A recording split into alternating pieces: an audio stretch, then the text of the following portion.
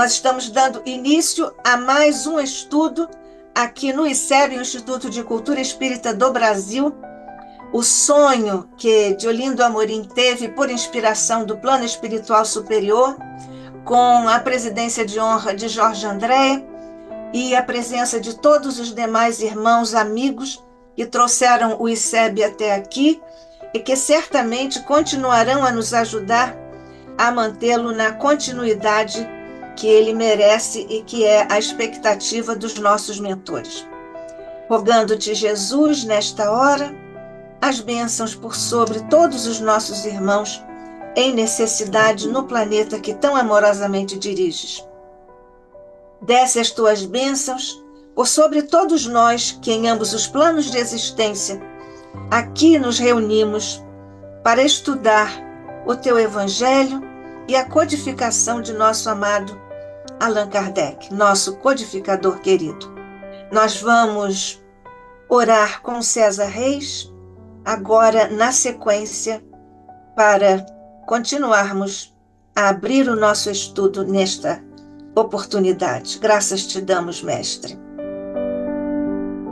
Senhor Jesus, benfeitores que nos amparam, inspiram e orientam, nossa gratidão imensa pela oportunidade do reencontro dos corações e da busca da integração dos entendimentos, a fim de que possamos aprender um pouco mais dessa doutrina de amor e de luz, e a fim de que possamos ganhar também, Senhor, energias renováveis, para que a nossa caminhada se faça mais diretamente na Tua direção. Abençoa-nos, Senhor, as intenções, ilumina o nosso entendimento, dulcifica o nosso coração, a fim de que as sublimes mensagens penetrem profundamente em nosso ser, e que nossa querida amiga, irmã Vanessa Ancelone possa traduzir, como sempre, essas inspirações do mais alto, a fim de que todos nós aproveitemos a noite de hoje para que possamos crescer um pouco mais na direção do bem. Agradecemos, Senhor, e com esse propósito, em Teu nome sagrado, do nome dos nossos benfeitores, nós pedimos a permissão para que a nossa irmã, que dirige os trabalhos, possa iniciá-los nesses instantes com a graça de Deus. Graças a Deus. Bem, então estamos trazendo nós uma vez, para nossa alegria, Vanessa Ancelone, que é espírita de quinta geração, é brasileira americana, neurocientista e psicóloga formada na Universidade de São Paulo, a USP, com pós-doutorado nos Estados Unidos. Tem trabalhado na divulgação espírita nos Estados Unidos há mais de 20 anos. É fundadora da primeira Rádio Espírita dos Estados Unidos, a Kardec Radio, já estava dizendo tudo em inglês. 24 horas e totalmente em inglês. Editora-chefe da Spiritist Magazine há 13 anos, agora já mais, né? Acho que agora 15, né? Fundadora presidente da Spiritist Society of Baltimore, Spiritist Society of Virginia, Spiritist Society of Washington, D.C., tradutora de livros espíritas e coautora do livro A Nova Geração, com Divaldo Pereira Franco. Vanessa hoje vem nos trazer o tema neurociências e saúde mental. Somos todos ouvidos aqui para a nossa querida amiga, irmã e companheira. Olá, amigos. É uma alegria e uma honra poder estar aqui com vocês e podemos trabalhar aspectos da nossa essência, quem nós somos. Nós, como neurocientistas, temos um particular interesse pelo estudo do sistema nervoso e principalmente para o que ele nos proporciona como expressão de quem nós somos. Então, nós vamos começar agora dizendo sobre o nosso paradigma espírita. O nosso paradigma espírita é tal que o cérebro não produz o ser, Ele é, como diz André Luiz, no livro Evolução em Dois Mundos, através dos médiuns Chico Xavier e Valdo Vieira, no capítulo 9, um tratado sobre evolução e cérebro, onde eles dizem exatamente aqui que o cérebro é, vamos dizer assim, por onde nós vamos nos expressar. Ou seja, qualquer estudo que nós vamos ver dos cientistas, como nós outros, sobre o cérebro, não quer dizer que aquilo que acontece no cérebro produz o que a gente sente. Então, nós vamos usar uma nova terminologia, modula. Até na própria neurociência, como a gente não pode dizer que é causal, nós vamos falar que é uma modulação feita no sistema nervoso central. O cérebro sendo parte desse sistema nervoso central, que mais amplamente se conjuga com o sistema nervoso periférico. Então, é bom que a gente saiba que esse instrumento do qual nós fazemos uso, porque você e eu temos um instrumento aqui, o corpo. Eu não sou o corpo, você não é o corpo, nós não somos os nossos corpos. Isso é muito importante, que nós sintamos essa realidade. Como disse uma vez, muito sabiamente, como sempre, Mestre Jesus para Bartolomeu, para Nicodemos, desculpa, não basta conhecer, temos que sentir as escrituras. O que significa para a gente saber que eu não sou o corpo? Significa que qualquer limitação que eu tenha, ela não me limita como espírito.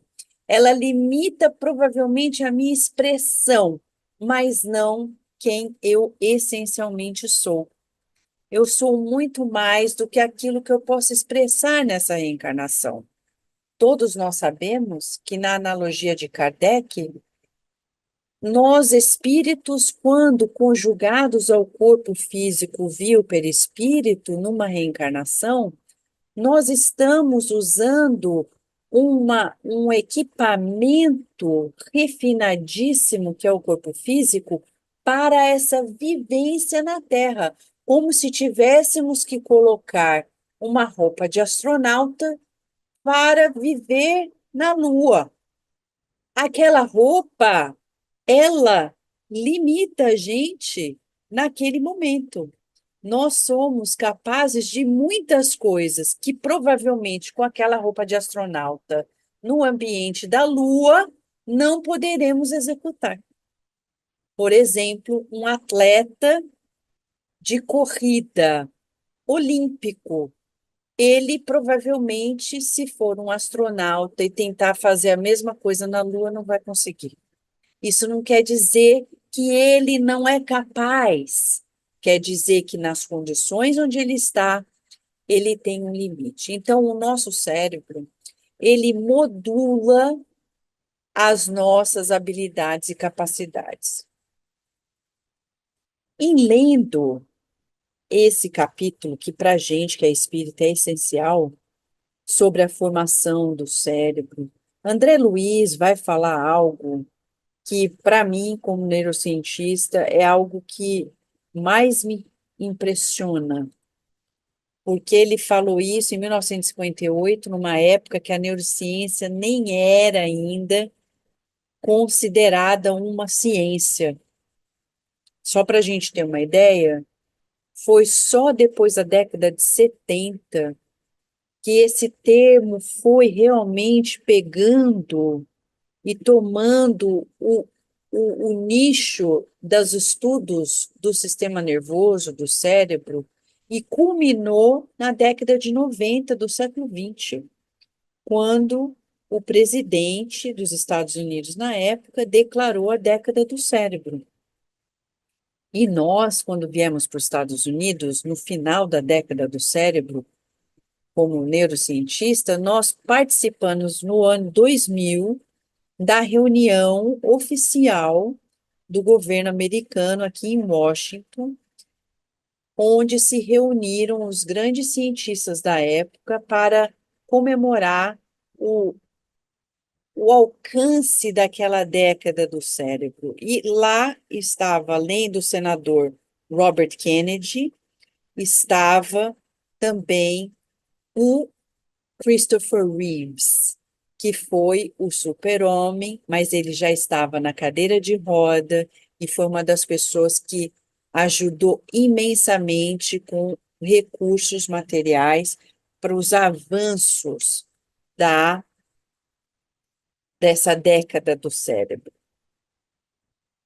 Nesses estudos espíritas, a gente vai ver que em 1958, André Luiz revela que nós renovamos os nossos neurônios nos dois planos da vida.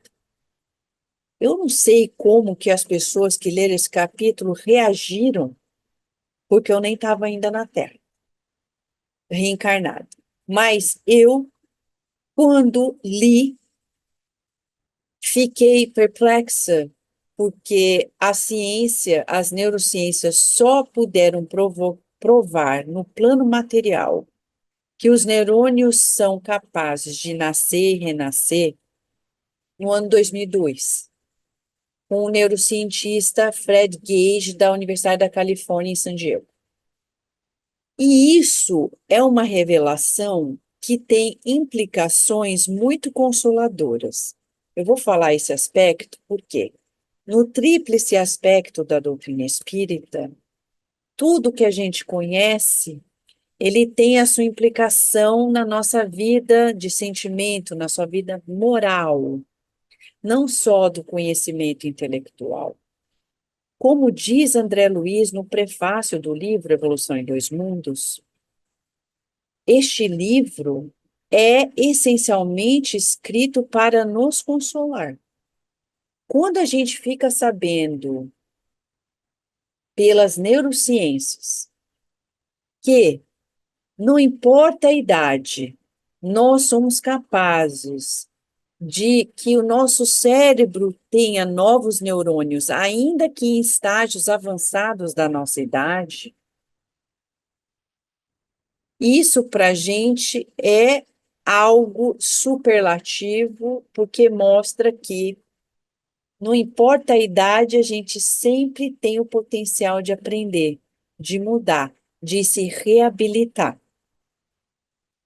Então, quando André Luiz revela isso, e depois de quase 50 anos a ciência comprova, pelo menos no campo material, que isso é uma realidade, isso vai dizer para mim e para você que não importa o que esteja acontecendo hoje com a gente, nós temos condição de trabalhar o nosso sistema físico para que ele se reabilite, para que novos neurônios nasçam. Um neurônio novo nascendo significa a potencialidade de expressão de novos comportamentos.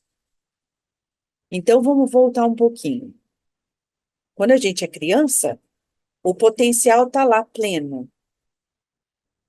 Nós vamos sendo estimulados e o nosso sistema nervoso vai acomodando aquelas experiências, vai se refinando.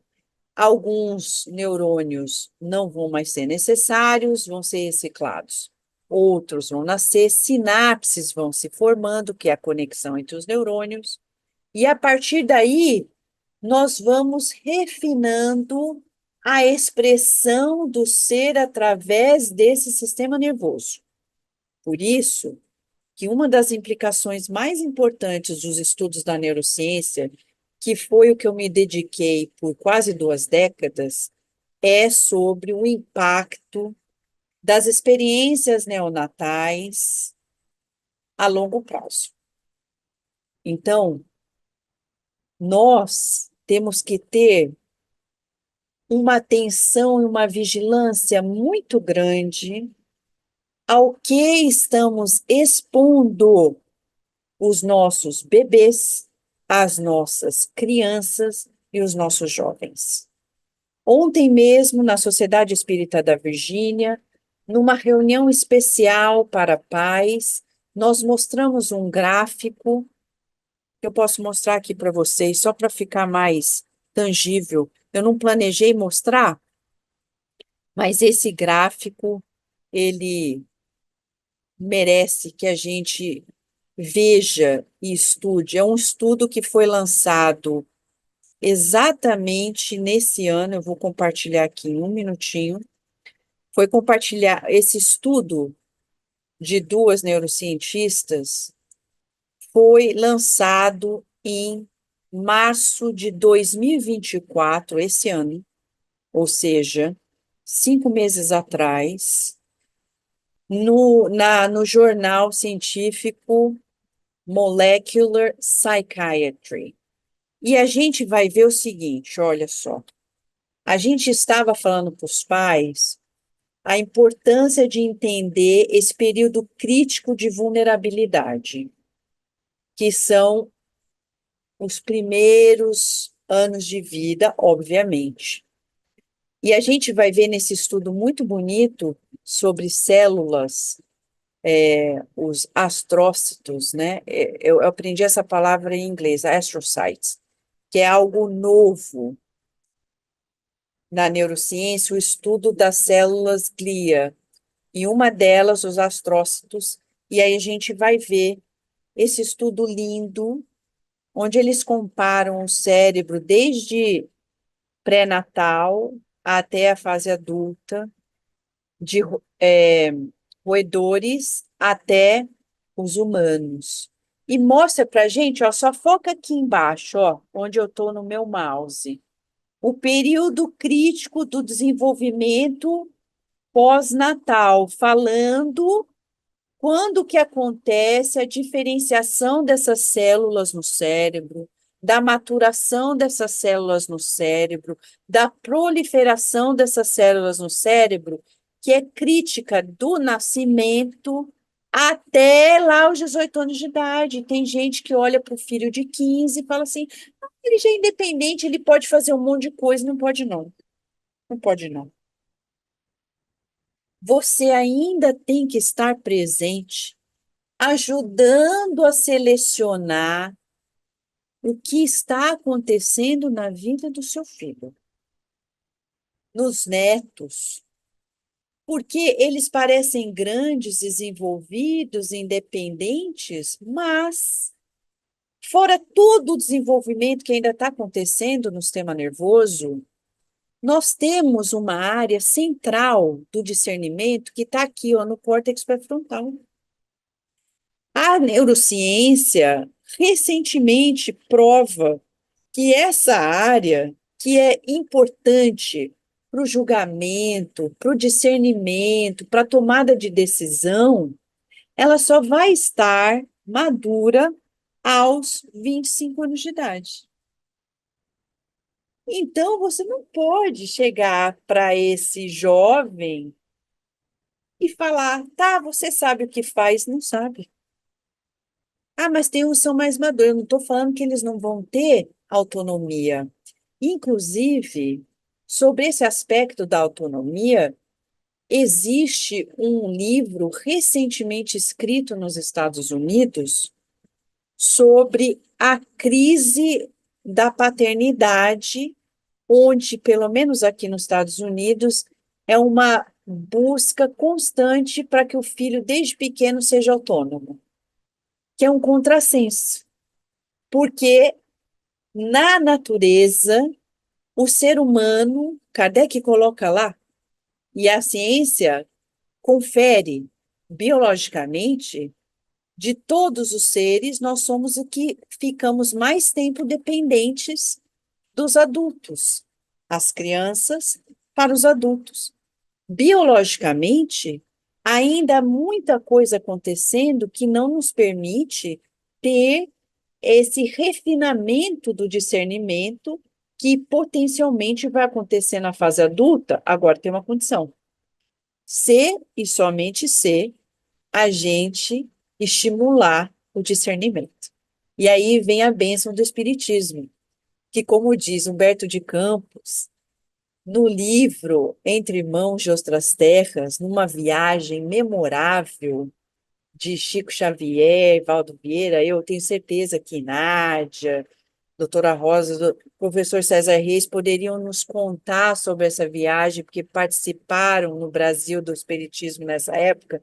Eu adoraria escutar vocês contando como é que foi para vocês vê-los fazendo essa viagem. Eu, do outro lado, só pude ajudar um pouquinho na tradução desse livro para o inglês, mas ver ali as mensagens e Humberto de Campos diz que o Espiritismo é a luz do discernimento. Então, para a gente que é espírita, quando trazemos os nossos filhos e netos para o centro espírita, é a grande chance de estimular esse discernimento junto a eles. Um discernimento que raramente vai ser estimulado nas escolas, porque nas escolas não há foco para nós podermos trabalhar este lado do desenvolvimento moral.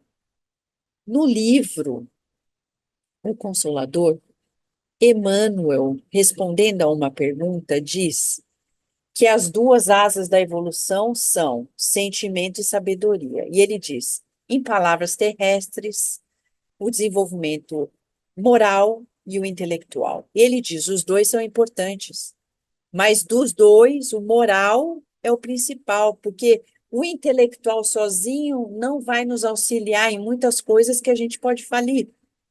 Então, não importa quantos títulos a gente tenha, quantos cargos de tais e quais coisas, o desenvolvimento moral, ele perpassa uma outra ordem de estudos, de vivências, experiências que a gente ainda não chegou na Terra. Dá para prever que no futuro, a Terra evoluindo, pouco a pouco, nas escolas, nós vamos ter cada vez mais programas para estimular a inteligência emocional. A posteriori, uma vez que isso se solidifique de forma concreta, num outro momento para a inteligência espiritual. Mas a gente ainda está numa fase muito primária desse despertar do sentimento na Terra, respeitando o sentimento dos outros, entendendo as desordens da mente. Somente agora, vejamos bem, as Olimpíadas acabaram de acontecer em Paris. Tão lindo ver a nossa Rebeca fazendo esse papel maravilhoso de êxito naquele momento, mas o mais importante, a amizade que ela criou com a Simone Biles dos Estados Unidos. E Simone, que teve uma infância também difícil como Rebeca, as duas se apoiando, apesar de se competirem uma com a outra, e as duas declarando as dificuldades emocionais na carreira que elas tiveram. E que encontraram apoio uma na outra. E Simone Biles, que a gente sabe, deu esse exemplo para o mundo de humildade e sabedoria. Quando lá atrás, 2 anos antes, ela falou: vou parar, eu preciso me cuidar, eu preciso me tratar. Ela vai, pausa, se cuida, volta e dá um show, mostrando para a gente na Terra que agora é hora de priorizar o quê? O sentimento. E eu falo sentimento no sentido mais amplo da palavra.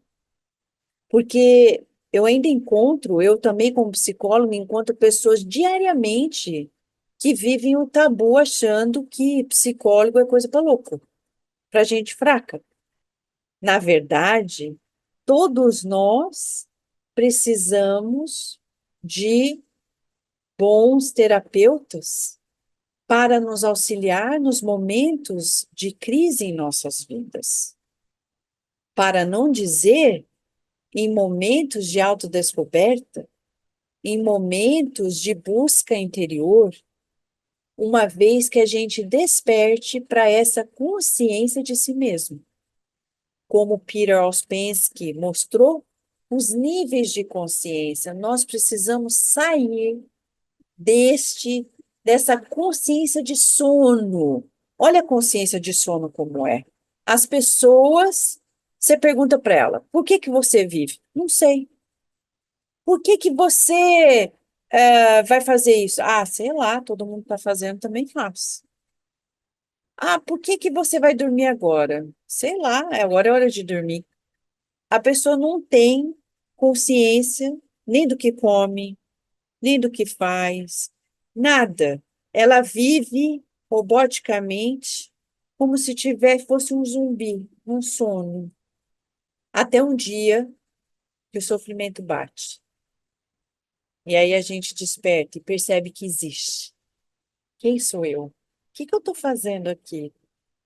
Por que que eu estou fazendo isso? Por que que eu vou comer isso? Isso me faz bem? Por que que eu vou dormir agora às 11 horas, se é importante dormir mais cedo, para que eu fique bem na minha saúde? Por que que eu vou beber se fica claro que a bebida alcoólica não faz bem para o cérebro, para o corpo e muito menos para a gente, espírito? E eu começo a mudar a minha vida uma vez que eu desperto, até que eu vou atingir essa consciência maior, mais ampla, uma consciência cósmica, onde eu percebo que não só eu existo, o outro existe, tudo existe. E a partir daí, nessa descoberta, eu começo a me ver como espírito, sentir como espírito e tomar decisões na perspectiva de sermos espíritos imortais. O espírito imortal, meus amigos, o que que importa? Um título, um cargo, um evento ou o ser? E o que que é o ser? É uma prática diária. É uma prática de se sentir conectado com Deus. Sem Deus, a gente não existe. Se a gente pudesse chamar Descartes, falando sim, Descartes, penso, logo existo. Mas sem Deus, não tem pensamento, não tem vida. Nós, sem Deus, não somos nada. E você sabe que nas neurociências nós temos a alegria de ter esse contato com o doutor Andrew Newberg, amigo de muitos espíritas no Brasil, de nós outros aqui nos Estados Unidos. Foi o neurocientista que, nos seus estudos, virou capa da revista Newsweek, depois da Time Magazine, mostrando que quando a gente pensa em Deus, não, a gente não é ficção, não. Não é fanatismo, nada. É tão tangível que o cérebro responde. Se você vê uma imagem, você vai ativar partes do cérebro mais primitivas. Se você meditar, você vai estar mudando a ativação de áreas mais superiores. Se você estiver falando palavras ligadas a Deus, você vai estimular outras áreas do cérebro. Ou seja, o que a gente está fazendo aqui agora está estimulando o nosso sistema nervoso de uma maneira diferenciada e bem particular.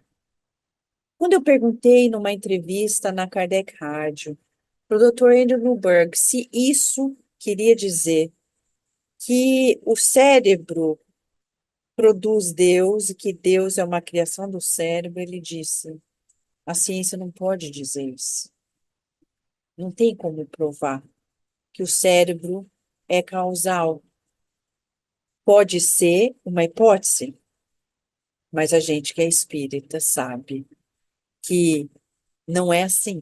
E ele mesmo reconhece, tanto que no último livro, Dr. Andrew Newberg escreveu, e ele criou uma linha de pesquisa inovadora na neurociência chamada neuroteologia, e lá, num dos últimos livros, ele coloca que para a gente poder viver bem, a gente tem que trabalhar o que ele chama de cérebro espiritual. Então, ele recomenda a prece, ele recomenda a meditação, visualização, porque as neurociências já mostram para a gente que para ter saúde mental, a gente tem que aprender a pensar. Isso é muito interessante, porque aprender a pensar não é algo que a gente nasce sabendo. Aprender a pensar é assim, pensar corretamente, né? Pensar com consciência, domesticar o corcel mental. Eu vou passando aspirador na minha casa.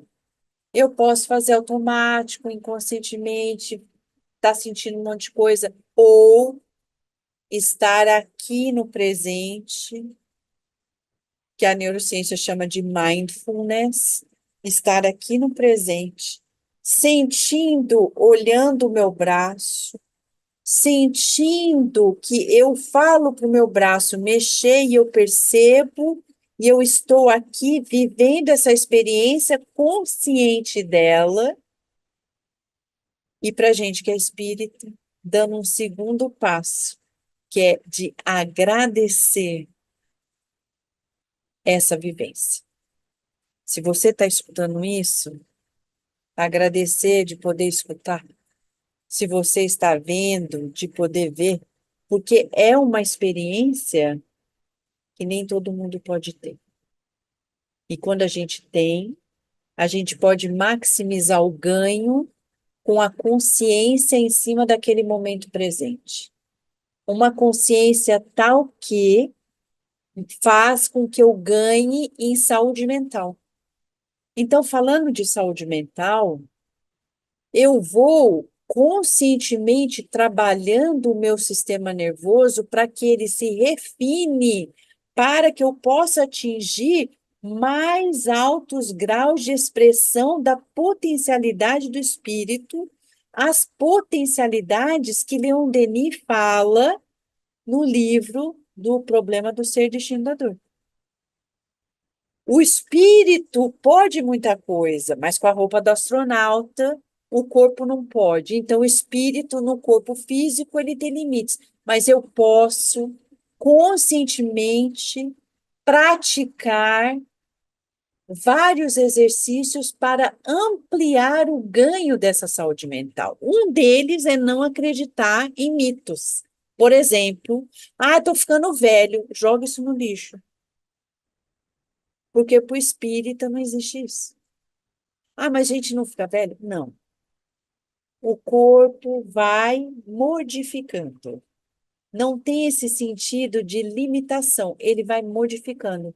Nós vamos ganhando algumas habilidades e outras vão se modificando, mas vão se modificando na medida em que a gente permite. Olha, Divaldo Franco. Com tudo aquilo que ele vivencia, ele supera todas as expectativas de qualquer médico. E vários espíritas que eu conheço que estão aqui junto comigo agora. Onde os médicos vão falar, já deu o que tinha que dar. Não, não, não. A gente está continuando lúcido, ativo, caridoso, amoroso. Não vai ficar parado em casa esperando a morte, porque a gente não espera, a gente faz acontecer. E o cérebro responde a essa afirmação positiva. O Dr. Martin Seligman, da Universidade da Pensilvânia, é um verdadeiro missionário, porque foi ele que provou para a gente que para o ganho da saúde mental a gente precisa praticar o otimismo. E é tudo que Jesus falou há 2000 anos, a boa notícia, a boa nova. Mas a gente precisa da ciência vir falar para a gente, porque muita gente faz da ciência agora o novo Deus. Eu não tenho religião, eu só acredito na ciência. Então a ciência agora é Deus. Agora a ciência é a nova religião. Não é, porque não são dogmas, nem no espiritismo há dogmas, há a compreensão. E Dr. Martin Seligman diz que a gente pode aprender a ser otimista.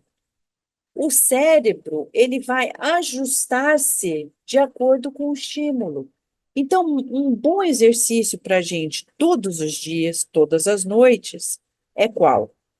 É ir dormir, antes de dormir, pensar 3 coisas que aconteceram no dia, às quais estamos profundamente gratos por ter acontecido.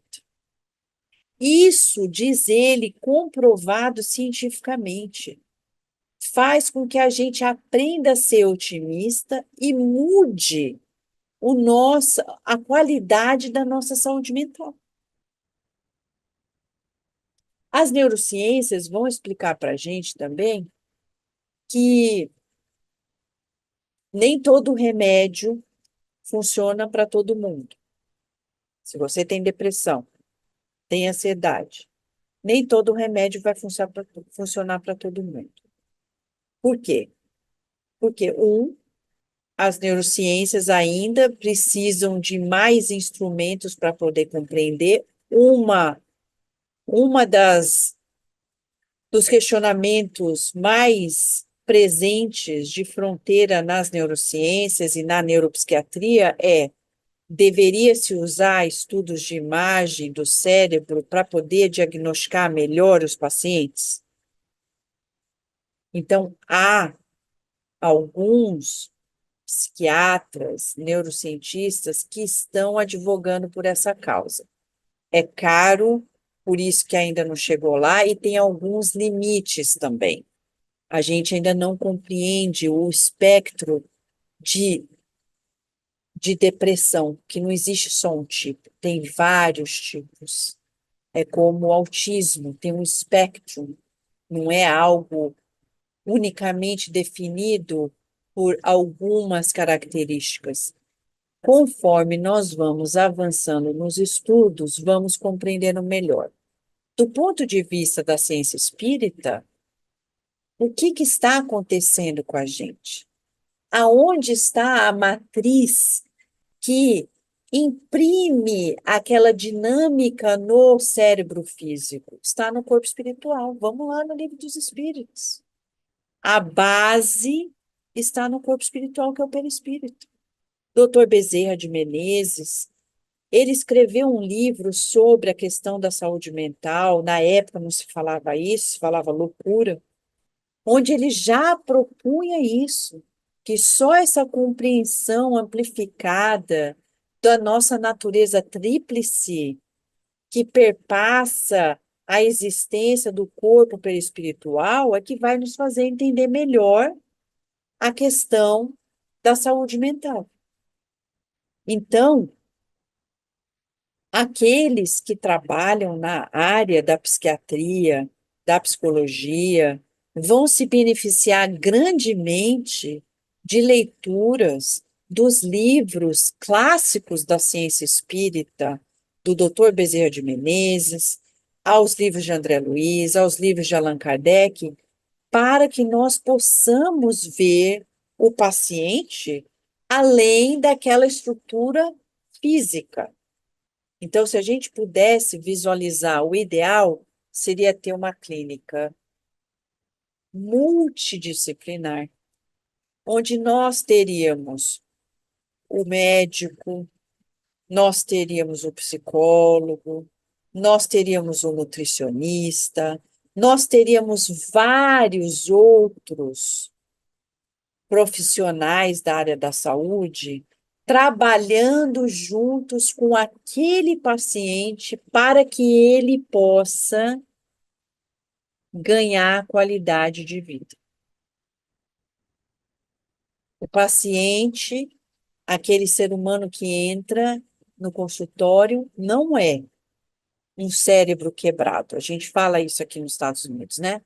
O cérebro criminoso é um cérebro quebrado, é um broken brain. A pessoa que está com a depressão é um cérebro quebrado. Não, não é. É um espírito imortal, com vivências inúmeras, conectado, associado a várias outras mentes sob as quais tem a influência, e ele também tem um corpo físico com necessidades. Necessidades, muitas vezes, não atendidas. Quando a gente vê que um médico prescreve tudo e não prescreve a hidratação adequada de um paciente. Ele pode tomar todo o remédio, mas se ele não sabe tomar água como o corpo precisa, não vai dar certo. Vai estar difícil. Se ele não se alimenta corretamente, pode ter toda a medicação possível, mas se ele tem uma dieta que hoje em dia todo mundo está ouvindo falar, uma dieta inflamatória, ele vai desencadear quadros patológicos inevitavelmente. Se ele não tiver cuidados com as suas emoções, uma dieta emocional, uma dieta onde ele possa cultivar virtudes diariamente, com a prática da beneficência e da caridade moral, vai ser difícil qualquer remédio funcionar. Então, nós estamos chegando num momento na Terra onde se faz necessário se compreender como um ser tríplice, que tem essa multidimensão e tratar-se nessa multidimensão para ganhar qualidade de vida. Então, para a pessoa que está com problemas de qualquer ordem mental, por exemplo, alcoolismo, é uma doença mental. A pessoa que não pode ir a uma festa sem beber, ela precisa se tratar. A pessoa que não sabe passar um dia sem tomar um copinho, ela tem que se tratar, porque isso é um vício. E isso gera a doença mental. Nos Estados Unidos, pertinho daqui onde eu moro, perto de Washington, nós temos o Instituto Nacional de Abuso de Drogas. Lá dentro existe um departamento inteiro dedicado ao alcoolismo como doença mental. E se você entrar no website, você vai ver caracterizando o alcoolismo como uma doença mental. E a gente vê muita gente achando que é ok. E gera um problema social. E a gente vai ver que o cérebro funciona diferente com as pessoas que têm vícios. Por isso, elas precisam de uma equipe médico-psicológica, espiritual, para poder se tratar de forma eficaz. Tem que ter o médico, tem que ter o psicólogo, tem que ter o tratamento espiritual, para que nessa multidimensão a gente consiga atingir o sucesso no atendimento a esse paciente. Então, hoje, eu e você estamos revendo. Eu vou aqui trazer uma frase de André Luiz, quando ele diz assim: olha que coisa linda. A gente gosta tanto da mídia social, mas, gente, a gente tem que parar para ler. Você quer ficar mais calmo? Senta, pega um livro e lê. Que isso acalma a gente, ó.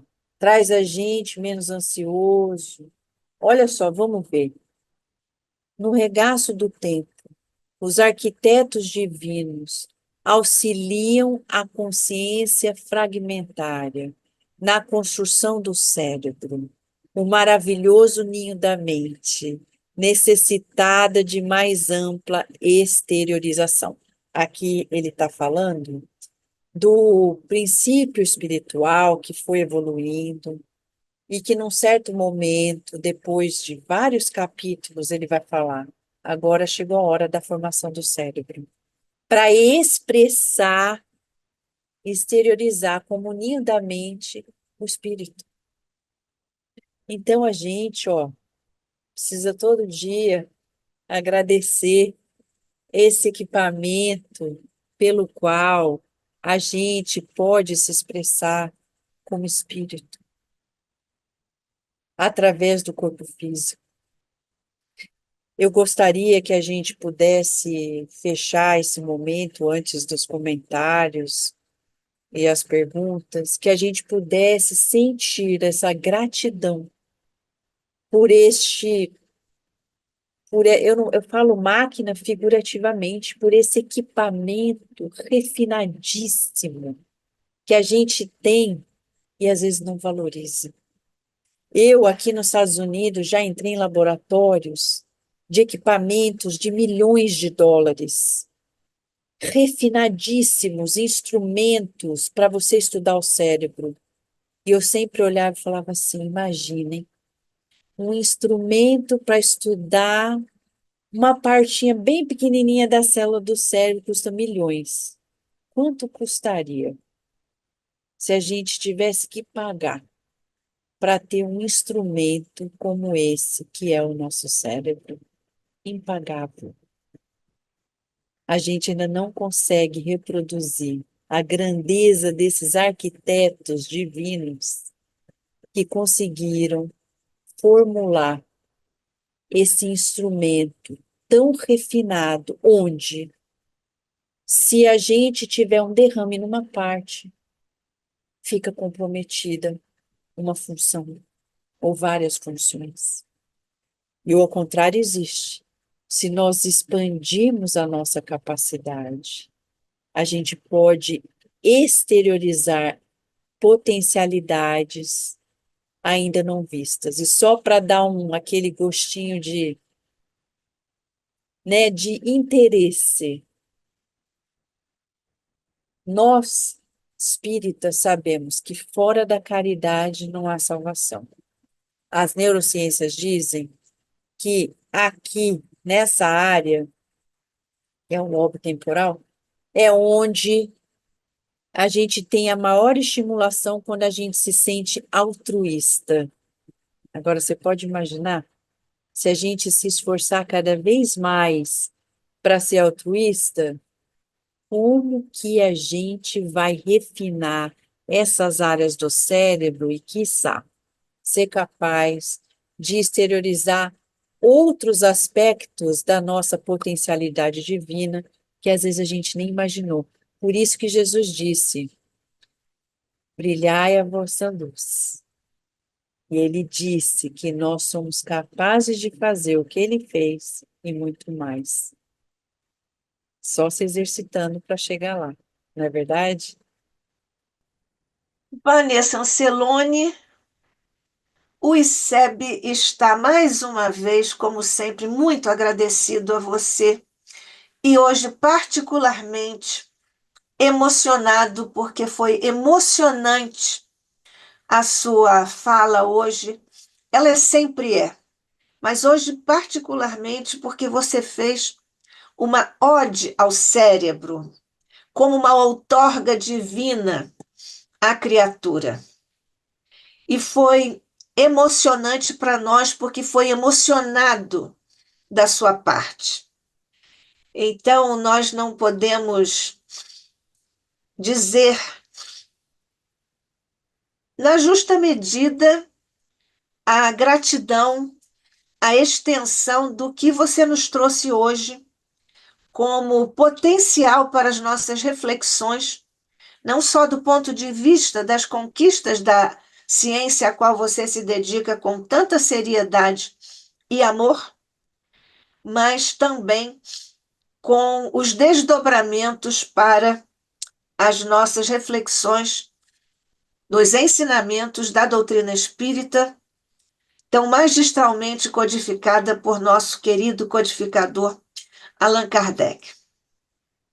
Então, o ICEB está mais do que agradecido hoje por essa ode ao cérebro, que é, como você terminou, com gratidão ao cérebro, como esse presente, essa dádiva de Deus, e que é um convite a nós desenvolvermos essa postura mento-espiritual que você nos trouxe hoje, com tanta profundidade, com tanta leveza, com tanta beleza de amor, de carinho e de submissão à vontade e aos desígnios de Deus para nós, como seres criados, somos criaturas, nós evoluirmos, expandindo, como você deixou tão claro hoje, expandindo todas as nossas possibilidades através desse instrumento refinadíssimo, uma expressão de que você usou bastante, que é o nosso cérebro. Somos todos muito, muito, muito gratos, viu? Eu vou ver aqui se nós, quem é que nós temos aqui de... Olha, Lilian Cruz está dizendo gratidão, porque realmente nós estamos nessa vibração. Obrigada, Lilian. Fernanda Negreiros, gratidão imensa. Então, agora queremos saber se nós temos outras perguntas. Temos perguntas? Hein, Lilian? Vai fazer uma pergunta, Fernanda? Vai fazer uma pergunta? Ninguém, o César vai fazer uma pergunta. César Reis, o cérebro do homem primitivo é diferente do cérebro do homem do tempo das provas e expiações?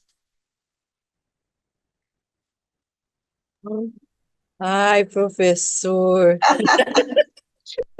essa pergunta aí, olha, é só hipótese mesmo para eu te dizer, né? Porque o pessoal, claro, nos estudos das neurociências, a gente vê que o cérebro evoluiu muito conforme a evolução humana vem acontecendo, né? Sim. Existe fisicamente estudos que mostram essa evolução do cérebro, das espécies e dentro da faixa humana, né? Existe. E aonde é que a evolução fica mais caracterizada? Na área cortical. Então, a gente vai ver que houve o ganho consciencial, houve o ganho do discernimento, e com isso, o córtex foi se desenvolvendo para dar vazão, exteriorizar esses ganhos do espírito. Eu estou falando do ponto de vista espírita, obviamente, né? Do ponto de vista material, os cientistas dizem que simplesmente, né, com a evolução que foi acontecendo, as áreas corticais, principalmente pré-frontal, são as que estão mais desenvolvidas nos seres humanos atuais comparado com o ser humano da época primitiva. Agora, você pode imaginar, e o cérebro do pessoal lá na frente, quando já tiver mais regenerado? Eu fico, às vezes, curiosa para saber como é que vai ser. Eu só fico assim, em termos celular, a doutora Elizabeth Blackburn já mostra que o final do nosso DNA, ele vai se alongando, dando longevidade, né? Vazão à longevidade, e tendo um correlato com a questão do sentimento de compaixão. São duas coisas, assim, pouco a pouco a gente vai vendo a ciência revelando coisas que já estão modificando com a nossa evolução. Essa pergunta é muito interessante. Uhum. Deixa eu ver aqui que a Rosa. Deixa eu ver, a Rosa tem uma pergunta aqui.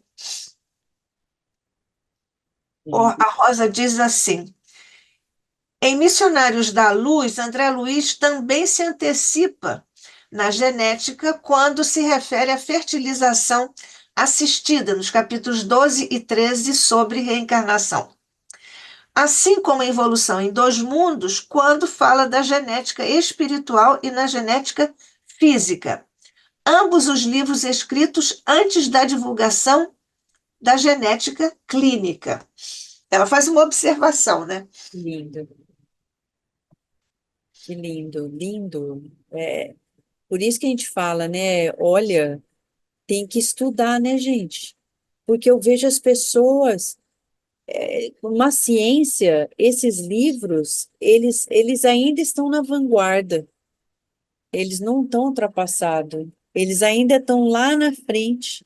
Tem muita coisa que foi provada, como a doutora Rosa está falando, e tem outras que ainda vão ser, e que disse o Dr. Gary Schwartz para a gente na Kardec Rádio, em entrevista que está gravada até hoje. Ele falou assim, esse professor americano, ele falou que se a gente lê esses livros de André Luiz, ele não é espírita, ele é judeu. Ele falou, ó, se a gente lê esses livros, a gente pode montar protocolos científicos e avançar o estudo da ciência na Terra. E eu acredito que sim, porque numa experiência particular que eu tive em 2000 e acho que foi 2002, dentro dos nossos estudos da neurociência neonatal, eu lembro uma reunião em que os cientistas que estavam comigo eles estavam assim, e agora? Quais os próximos passos que a gente vai fazer? E eu lembrava dos estudos espíritas falando da fase crítica, neonatal, etc.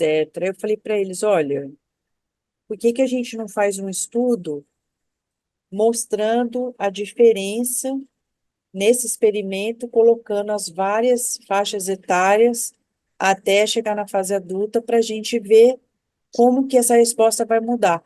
A gente fez, publicou o paper, dali começou uma outra linha de pesquisa. Eu nunca contei para eles que foi inspirado pelos livros espíritas, mas o Dr. Gary Schwartz, ele falou, se a gente lê, a gente vai, com certeza, trabalhar tudo isso de uma maneira mais fluida, porque a gente vai compreender a causa das coisas, né? Aliás, né, Vanessa, se os cientistas, mesmo não espíritas, lessem com cuidado as obras espíritas, particularmente André Luiz, eles estariam abrindo possibilidades de campos de pesquisa, de temáticas que eles, por enquanto, sozinhos, assim, sem esses amparos espirituais, eles não atingiram ainda. E estariam queimando muitas etapas se, estudando as obras espíritas, eles pudessem descobrir, inferir campos de estudo, de pesquisa, para acelerar o conhecimento na Terra. Mas, por enquanto, ficam lá isolados, não é isso? Nós temos aqui a Sônia Aver, está dizendo gratidão pelos ensinamentos. Pois é, né, Sônia? Nós todos. O César volta a fazer uma pergunta. Há estudos sobre as decorrências do período fetal, sobre o comportamento do ser encarnado, em Vanessa? Ó, há estudos na psicologia que mostra, e na neurociência também, na neuropsicologia, que mostra correlações entre experiências vividas na fase pré-natal e, vamos dizer assim, as suas consequências na parte pós-natal. Isso existe. Desde estudos, por exemplo, eu tinha um colega que trabalhava com o efeito da cocaína, então ele mostrava a experiência do feto com a cocaína e o posterior. É quase que lógico que vai ter, mas do ponto de vista emocional, existem estudos, e eu acredito que agora, com os novos equipamentos de estudo de imagem, a gente vai ter uma nova perspectiva a respeito disso, né? principalmente com que diz respeito à questão da vida emocional, que é tão importante para o ser humano. Eu vejo muitas pessoas grávidas e até com bebê no colo que não se atentam para a importância do jejum de emoções infelizes. E eles vivem experiências sem saber que tudo aquilo está impactando a formação daquele sistema nervoso que é super plástico, né? Na neurociência a gente fala de plasticidade, mas quando a gente está na vida pré-natal, é uma massinha de modelar muito sensível, que já vai absorvendo aquelas impressões e que vão impactar a longo prazo, a ponto de André Luiz, no Mecanismos da Mediunidade, num capítulo inesperado, 16, ele vai falar que a esmagadora maioria dos filhos são médiuns e instrumentos dos pais até que eles experienciem vivências fortes que podem modificar aquelas tendências solidificadas. Então, a gente tem que prestar bastante atenção, sim, para esse período pré-natal, para os cuidados essenciais da mulher perante o feto, né? Isto. O nosso audaz e resoluto Carlos Nascimento, nosso editor audiovisual aqui, deixou uma pergunta. Segundo várias divulgações veiculadas principalmente pela internet, estamos diante da geração que é considerada a geração na qual os filhos são menos inteligentes que seus pais ou mesmo menos inteligentes que as gerações anteriores. Isso está entre aspas. Portanto, ele recolheu da internet. Agora a questão: podemos afirmar que, devido à criação com menos rigor, ele aqui está querendo dizer que é mais solta e tal, né? Em diversos aspectos, menos rigor, em diversos aspectos, esses jovens em que o cérebro ainda não está maduro são penalizados pela falta de acompanhamento? Ó, essa pergunta é fantástica. Eu confesso que eu não estou ciente desses estudos que falam, porque a perspectiva é de que a humanidade vai ganhando em inteligência.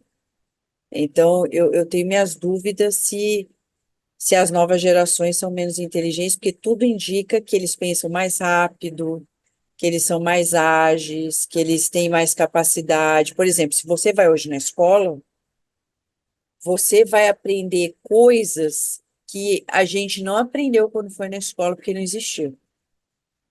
Entendeu? Eu posso falar para minha filha. Minha filha é mais inteligente que eu quando eu tinha a idade dela. Isso é certo. Ela aprende coisas que eu não aprendia quando eu estava na idade dela. Então, você vê, a humanidade está progredindo intelectualmente. Agora, nós estamos vivendo uma fase social em que há uma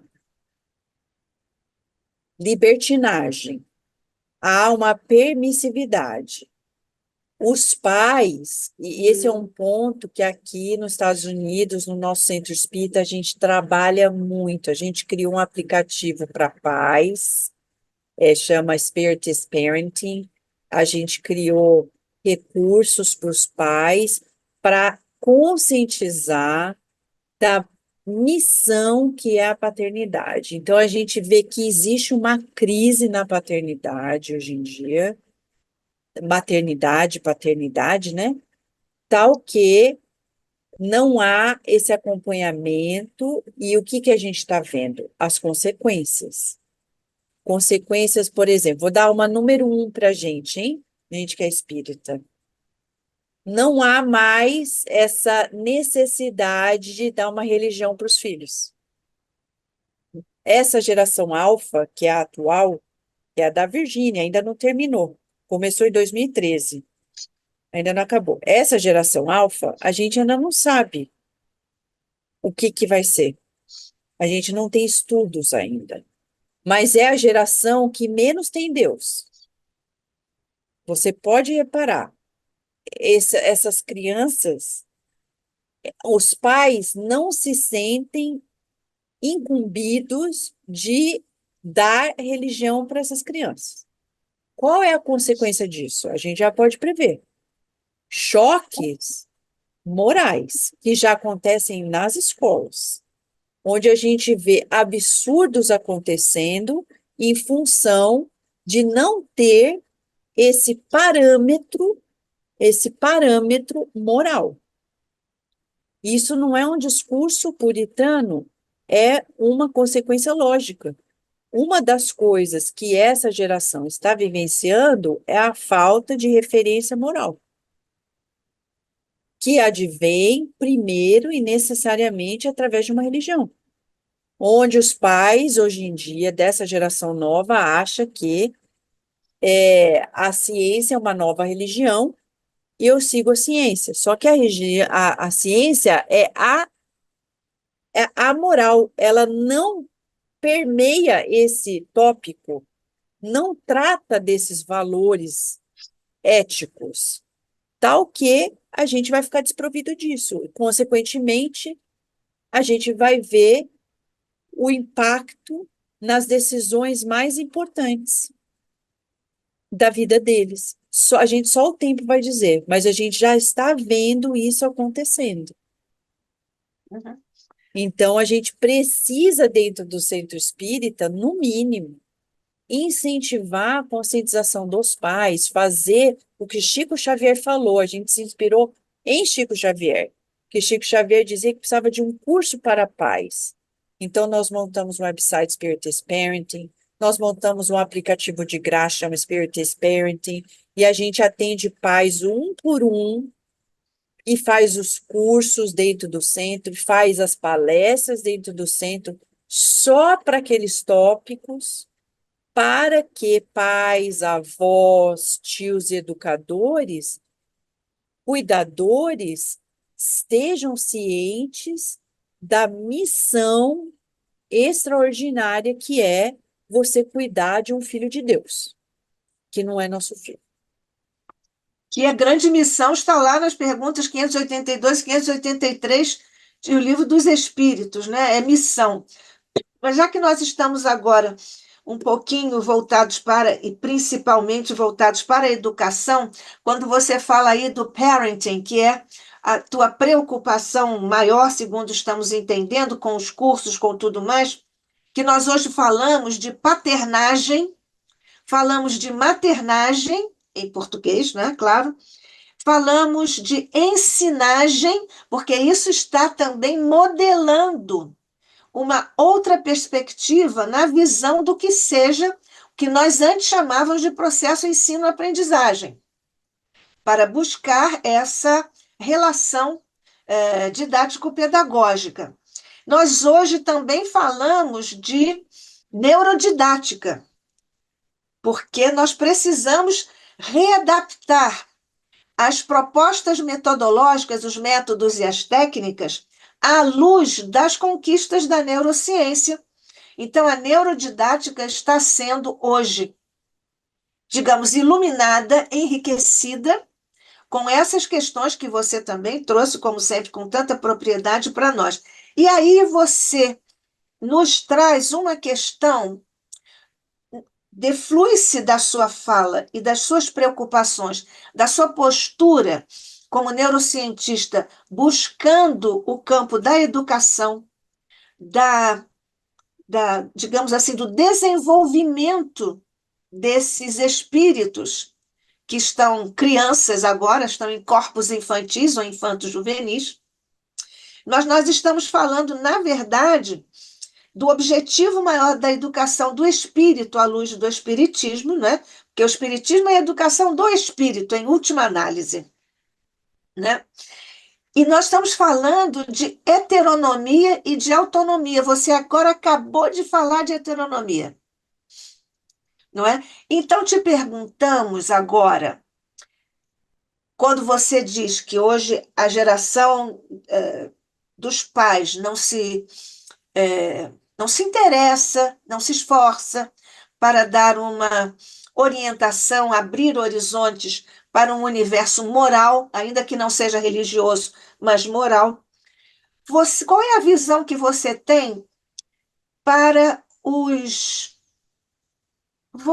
Estou procurando aqui uma palavra, mas para os quadros de violência de jovens que adentram as próprias escolas, as próprias salas de aula, atiram nos próprios professores, nos próprios colegas. O que você pensa a respeito disso como mãe, como educadora, como neurocientista, como espírita? A sociedade está doente. Aqui nos Estados Unidos, eu entendo por que isso acontece. Porque o sistema é muito impessoal.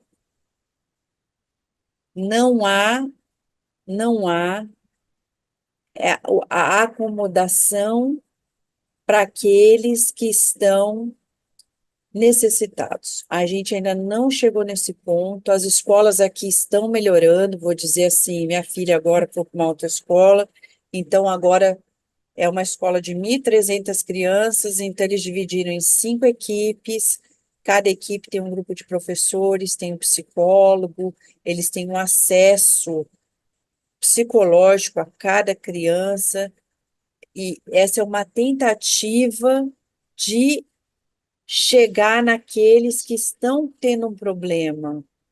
Então, assim, é um problema social, onde existe um respeito tão extremado ao indivíduo que ele pode ficar no canto e ninguém falar nada.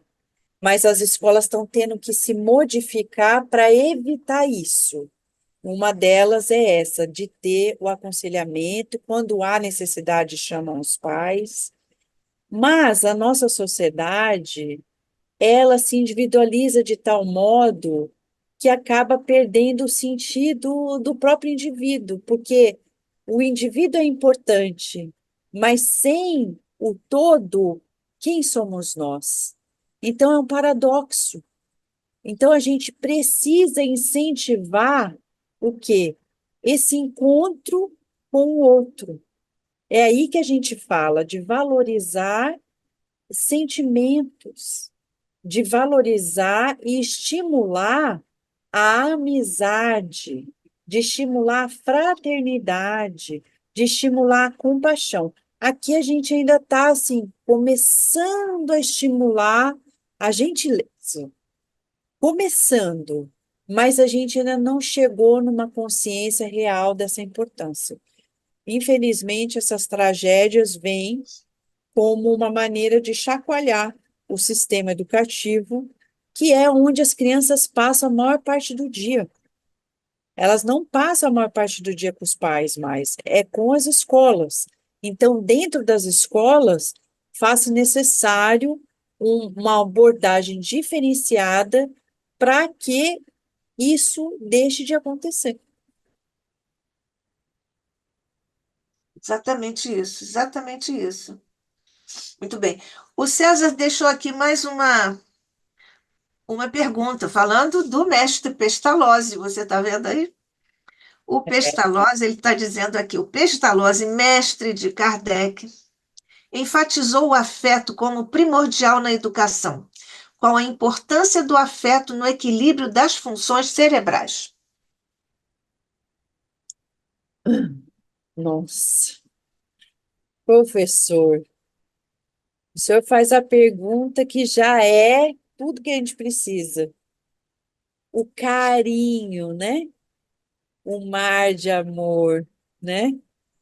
Tão importante. Esse carinho. Eu falo, a gente faz aqui o pessoal, os pais que têm bebês, que têm criança pequena, que tem o jovem, a gente fala, ó, a própria neurociência mostra o toque, com respeito.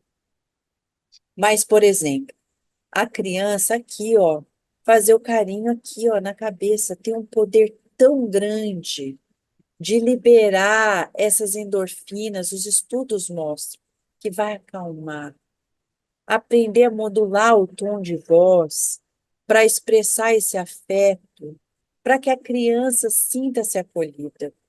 Por exemplo, eu também tenho uma filha, ela está com 10 para 11. Eu dou bronca nela? Dou. Mas eu falo, filha, eu não vou deixar você fazer isso porque eu te amo. Eu te amo, por isso que eu estou fazendo isso. Se eu não te amasse, eu ia deixar você fazer. Mas vamos pensar junto.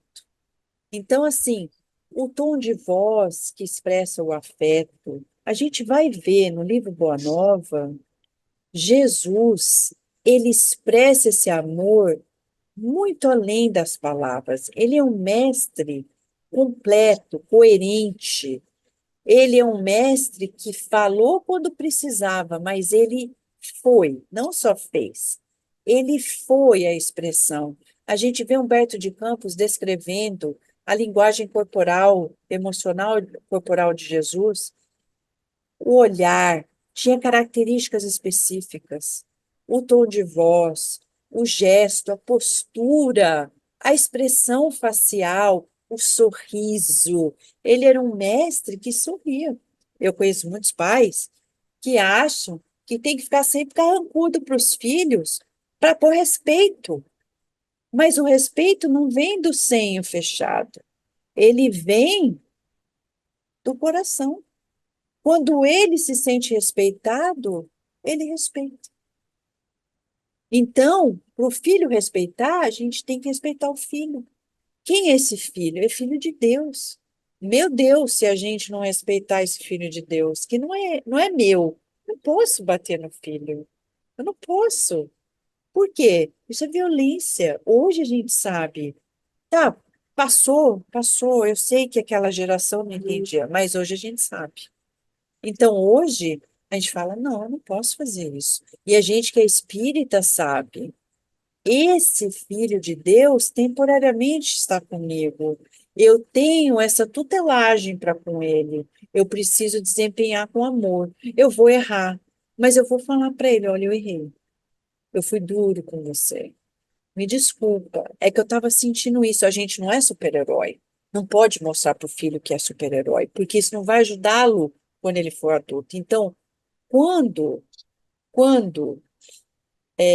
a gente vê, desde Pestalozzi, que educou, entre aspas, Kardec, e Kardec conosco, mostrando de uma forma tão revolucionária a importância do respeito à criança, do respeito e da responsabilidade para com essa criança, o amor é o alimento principal da alma. Se a gente não expressa o amor, nós vamos ter seres nutridos fisicamente e mal nutridos espiritualmente. Quantas crianças lindas precisam só de um carinho. E eu podia contar aqui histórias dos amigos da Virgínia, dos colegas desde que ela era pequenininha. Quantas vezes vinham com a gente, aí sentia que a gente abraçava, que a gente olhava e conversava, e como que eles iam se sentindo mais felizes de saber que eles existiam, que não era só mais um dentro de casa. Então vale a pena, né, professor César, insistir nisso. Eu vi aqui o Carlos colocou o link para mim, hein? Eu vou ler, Aham. hein? Eu vou ler. Eu vou descobrir esse neurocientista aí que falou isso. E depois te Ele dou um disse, olha, ele feedback. colocou na internet, ele disse que é da internet, cultura de internet. Mas ele já te colocou aí o link, vai lá, não é, E a Carlos? lição de casa. Agora eu vou ter que fazer. É, exatamente. Você citou aí uma questão tão importante no campo da educação, que é bater no filho, né? É norte-americano, o Dr. Murray, ele fez uma pesquisa e ele constatou, isso até está em um capítulo de um dos meus livros, criança que apanha aprende menos. Isso é uma constatação, é uma questão científica do Dr. Murray. E tantas pessoas ainda acham que tem que fazer, algumas até dizem assim, tem que ser palmada evangélica. Olha, isso aí não tem nada a ver, não pode bater em hipótese alguma na criança. Mas você trouxe isso, é bom a gente deixar isso mais bem pontuadinho, né? Você falou, deixa eu ver se há alguma outra pergunta ali. Não, não, também aqui não. Então, aqui vou trazer uma questão que você levantou, ô, Vanessa. Você falou sobre, eu tenho que comer, mas eu tenho que discernir o alimento melhor para mim. Então, eu vou comer muito chocolate? Não. Eu vou comer só um pedacinho de chocolate, quem sabe? Mas, enfim. Há alguma pesquisa da neurociência com relação a essa, digamos, disciplina ou, enfim, a dieta emocional? Você se referiu à dieta emocional. A dieta emocional, do ponto de vista da neurociência, tem alguma coisa que pode ser associada à dieta do chocolate, do açúcar? Você sabe que aqui tem uma expressão que é o emotional eating, né? A Ah, gente come. Então, tem uma iniciativa na Harvard que fala sobre o que pode estar por trás disso. Então, tem alguns estudos que o pessoal já está fazendo, até com estudo de imagem, mostrando, né, que quando a gente está sob uma resposta emocional negativa, estresse, a gente está impulsionado para comer, para poder, aquela comida mais, às vezes, gordurosa, cheia de carboidrato, cheia de doce, como um mecanismo de compensação. E aí a gente vai ver os estudos mostrando as áreas do cérebro que estão envolvidas, né? E a gente vai ver, os estudos ainda continuam. Entre outras coisas, existe uma hipoativação de uma área que chama núcleos accumbens. Esse sim. núcleos accumbens, ele, ele é do sistema de recompensa. Eu podia falar muito mais sobre isso aqui, mas o importante é saber o seguinte: para a gente que sabe que tudo reside no espírito, a gente pode aproveitar a hora do sono do corpo físico. Isso é uma dica que está lá no Livro dos Espíritos, no capítulo 8, que fala sobre sonho e sono, e diz que os espíritos, nós poderemos aproveitar a hora do sono do corpo físico para irmos aprender no plano espiritual, aprender a comer de forma mais saudável, fazer terapia com os espíritos no plano espiritual, sermos tratados. Então, muita gente fica assim, ai meu Deus, como que eu começo? Começa por você, espírito. E começa na hora que você vai dormir, que você vai encontrar o seu espírito protetor, a equipe que te tutela. Peça para eles, me ajuda para que eu possa reequilibrar minhas emoções, a fim de poder comer de uma forma mais equilibrada. E busque conhecer, agora que todo mundo tem acesso à internet, sobre os alimentos que você come. Porque às vezes a gente come e a gente não está sabendo. Vou dar um exemplo para vocês que eu descobri recente, graças a um amigo meu. Eu tomava aquele adoçante que um médico homeopata me dizia que era o mais saudável, que é a estévia, né? Estévia, que é o mais saudável. Só que dependendo da marca que você compra, ele está associado a um outro adoçante chama eritritol. E o eritritol, ele é altamente negativo para a saúde cardiovascular. Então você acha que está tirando açúcar e está botando outra coisa. Então você tem que olhar tudo que come, gente. Tem que olhar, tem que ter. Ai, mas nossa, eu tô com fome. É disciplina. A gente tem que olhar e pouco a pouco não se violente. Não fala assim, eu vou parar de comer. Não vá nessa agressividade. Vá pouco a pouco aprendendo, se disciplinando, se amando, cuidando de tudo que Deus deu com muito carinho, sem culpa, porque a gente está aprendendo. E o mais importante é aprender, não é, Nádia? Exatamente. Você que é professora, você... Olha só, você, você também se referiu, já que estamos falando aí de comer, porque comer na verdade, uma dependência, né? É uma dependência sem substância. Então, mas você falou muito do álcool. Atualmente, os estudos sobre esse campo, né, da dependência e tudo, sempre falam do uso múltiplo, porque não há uma dependência exclusivamente de um único elemento, né? Então é sempre álcool, cocaína, álcool, é, álcool, tal, álcool, tal. Então é o uso múltiplo em que as pessoas, lamentavelmente, vão se deixando envolver. Mas ainda uma outra questão, quando você falou sobre o mindfulness, se você pudesse falar um pouquinho mais para as pessoas captarem. Nós estamos sobre o tempo, mas é inevitável, é inevitável.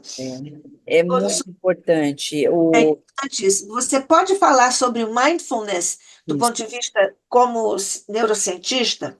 sabe? Ah, É, deixa eu fazer só uma questão. O, a cultura ou o pensamento oriental está incrustado aí, ou pelo menos, quem sabe foi ele que na cultura da Terra trouxe o mindfulness, quem sabe? isso, foi exatamente assim. As neurociências, isso foi em 2000, começo da década, vamos colocar lá no começo do século XXI.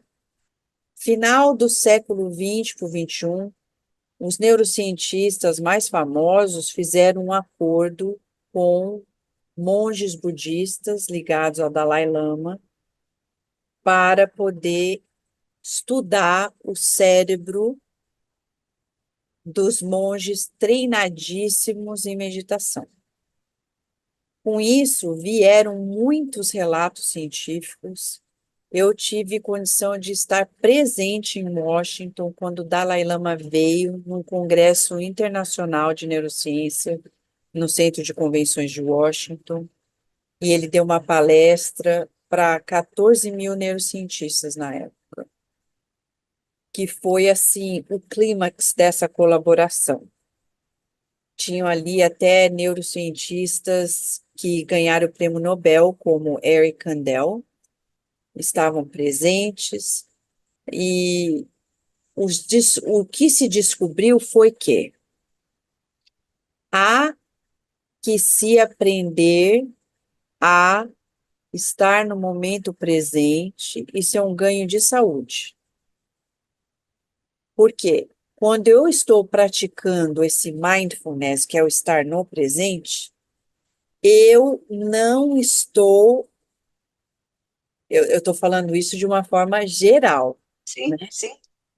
Eu estou propiciando que o meu sistema simpático, que é do alerta, que dá resposta de estresse, não seja ativado. Então, eu estou aqui no presente. Claro, tudo depende da situação presente. Vamos supor que for uma guerra. Eu estou no presente, aí tem um estresse, óbvio, né? Então, assim, para você ser mindful, isso é uma coisa que o mentor Joseph me explicou. Falou, Vanessa, para você ser mindful, você tem que aprender a ver o bem. Porque vai ter situações que não são prazerosas e a gente não quer estar aqui presente, a gente quer fugir, tá com a cabeça em outro lugar. Mas se você souber ver o bem, você vai estar presente. Você não vai, você vai evitar esse escapismo que a psicologia fala. Então, eu tenho que fazer aquilo que Emmanuel falou no livro Pensamento e Vida. Buscar o bem, sentir o bem, visualizar o bem e mudar o bem com todos os recursos que eu tenho à mão, em todas as situações, né? É como aquele filme lindo, que eu não lembro mais o nome, de um italiano que mostra ele num campo de concentração com o filhinho dele, e ele fazendo de tudo Ah, aquilo. sim. Você lembra? Ele criou um cenário, uma imagem, um universo para o filho dele não sentir que aquilo que estava acontecendo era guerra. Ele estava querendo que a criança passasse por aquilo como uma fantasia, pensamento mágico. Você vê, claro que eu não estou falando para a gente fugir para a fantasia, mas buscar o bem, ver o lado bom daquela experiência desafiadora para que a gente ganhe a lição daquela vivência, senão a gente vai ter que experienciar até que aprender. Então, eu vejo o positivo daquilo, eu posso estar no presente de uma maneira mais tranquila, sabendo que eu não preciso ficar fugindo toda hora dos reveses ou das dificuldades. E hoje em dia as pessoas estão muito agitadas. Acabou a pandemia, mas a gente vê que as pessoas ainda Estão estão tensas. tensas. Então, um dos estudos de tantos que eles publicaram foi em falar, olha, é importante meditar. Tem muitos tipos de meditação, mas aprender a meditar. Jesus meditava. Não é que ele ficava lá 12 horas por dia fazendo isso, que a gente sabe que não é isso. Mas aprender a fazer essa desintoxicação, parar com barulho, estímulos sensoriais, né?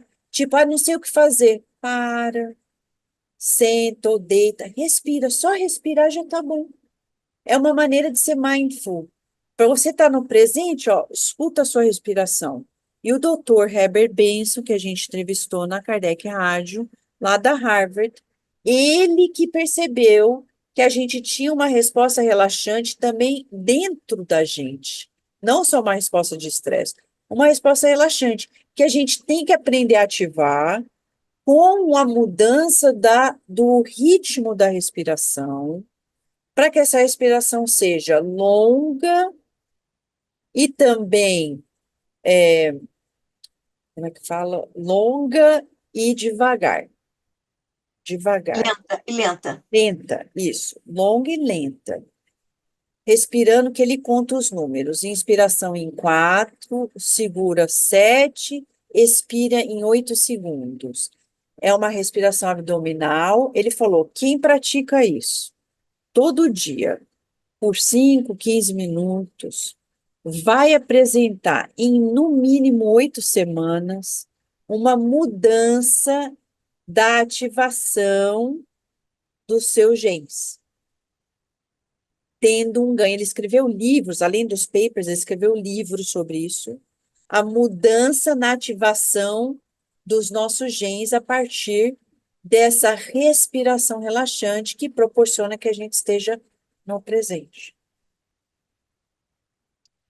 Então, isso muda a nossa neurofisiologia. Faz que a gente tenha esses exercícios diários. Para aquele que é espírita, está no Brasil, agora a gente já fez aqui. Eu gosto muito, tem lá o passe virtual. Bota lá no YouTube, passe virtual. São 10 minutos. Você fica quietinho no seu canto, só escuta, ó. Ele vai falando. Aquilo, o Dr. Herbert Benson falou, quando a gente faz uma prece, quando a gente faz caminhada, quando a gente. Tudo depende da prece, da caminhada, claro. Ah, Mas yoga vai ajudando a gente a ativar essa resposta relaxante que faz com que a gente tenha um ganho na saúde, porque a gente passa a viver no presente, ao invés de ficar ansioso pelo futuro ou depressivo pelo passado, que nunca vai voltar. está aqui. A Leia Brown falou: passe virtual De Palmelo, é isso, Eu Leia? não Palmelo? sei. Eu sei que quando você vai no YouTube, É isso, Leia? a mãe que me ensinou, você põe lá passe virtual, acho que é do Instituto André Luiz, eu não sei exatamente de onde é. A Leia, lá do Rio Grande do Sul, Ah, ela está dizendo aqui, passe virtual de Palmelo. Mas ela colocou uma pergunta, está perguntando se é de Palmelo. eu não sei, hein? Eu tenho que descobrir. Fala do É, Instituto André Luiz, eu não sei de onde que é também. provavelmente o Instituto André Luiz é lá de São Paulo, sua terra, É, pode ser, né? né? Pois É. é, sua terra. Olha, eu tinha aqui mais umas questões, inclusive quando você falou da consciência de sono. Aliás, aproveitando a questão do sono, os pais buscando as crianças no seu horário de sono adequado, porque as crianças agora ficam também nas telas, avançando no horário, quase que como nós adultos fazemos, que também é errado, mas enfim, tudo que a gente aprende durante o dia, a gente cristaliza quando está dormindo. Então, o sono é fundamental, isso em didática e educação é importante para a fixação da aprendizagem do que aconteceu no dia, é durante a noite que se faz. Mas, enfim, a questão, quando você falou do sonho, do sono e da consciência de sono, você falou aí o nome de um neurocientista que eu não conheço, mas eu conheço o De Hoppe, o bioquímico, que fez aquela pesquisa, né, junto com o Ouspensky, mas a gente vai falar sobre isso no próximo encontro, tá bom? Tá ótimo. Então tá, deixa eu ver aqui o passe virtual de Palmelo. Ah, tá dizendo aqui que é a capital espírita do Brasil. Olha, pois é, tá vendo? É Tá isso. vendo? Obrigada, Leia, aí do Rio Grande do Sul. Então, Vanessa Ancelone, nós estamos mais uma vez muito enriquecidos com mais uma presença sua aqui conosco no ICEB, que é sempre uma alegria para nós todos, como eu digo, um enriquecimento. Na verdade, é um encantamento de nós trabalharmos com você e nós irmos nós descobrindo todos de acordo com as pesquisas que você nos traz. O ICEB, evidentemente, muito agradecido a você, que Deus abençoe você, a nossa querida Virgínia, o Carlos, aquela sua cadela linda, abençoe todo mundo, abençoe seus estudos, todas as suas atividades, uma grande trabalhadora, multifacética trabalhadora, Vanessa Ancelone, nossa querida irmã, amiga, muito obrigada aqui pessoalmente e em nome do ICEB, nós estamos muito agradecidos. Se você quiser dizer mais alguma coisa, está livre. E depois vamos orar com o Rosa.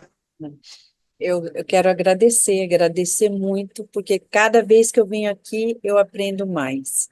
E eu sinto uma gratidão imensa, porque isso nos traz força no carinho de vocês para a gente também prosseguir sempre. Muito obrigada. Obrigada. E você contribui com isto tudo também aqui para nós, pessoalmente e institucionalmente, no Instituto de Cultura Espírita do Brasil. Deus te abençoe, querida. Vamos orar com Rosa. Então, muito obrigada, Vanessa. Vamos unir nossos pensamentos a Deus Pai, a Jesus, nosso Mestre, a Maria, nossa Mãe espiritual, e a todos os espíritos protetores do nosso planeta, aos mentores espirituais do ICEB, agradecendo por a noite de hoje, por essa bela explanação, por tantas informações para ler, para estudarmos, revermos esse tema tão importante para nossa atualização dentro da ciência espírita. Agradecemos a expositora Vanessa Ancelone por esses ensinamentos, por essas posições tão importantes para nossa evolução no século XXI e para que sim, aprendamos a olhar cada vez mais para dentro de nós, buscando essas informações e esses processos de evolução para o nosso crescimento espiritual, assim como de toda a humanidade. Somos muito gratos a todos os neurocientistas, principalmente aqueles ligados à espiritualidade, pela coragem que tiveram de trazer esses ensinamentos a todos nós. Então, Senhor, agradecendo por essa oportunidade de aprendizado, de estudo, de ouvirmos pessoas tão experientes nos seus assuntos de pesquisa e estudo, vamos encerrar hoje as nossas atividades de hoje do ICEB, sempre vos pedindo para olhares para o nosso planeta, vos pedindo que a paz possa um dia chegar aqui. Graças a Deus.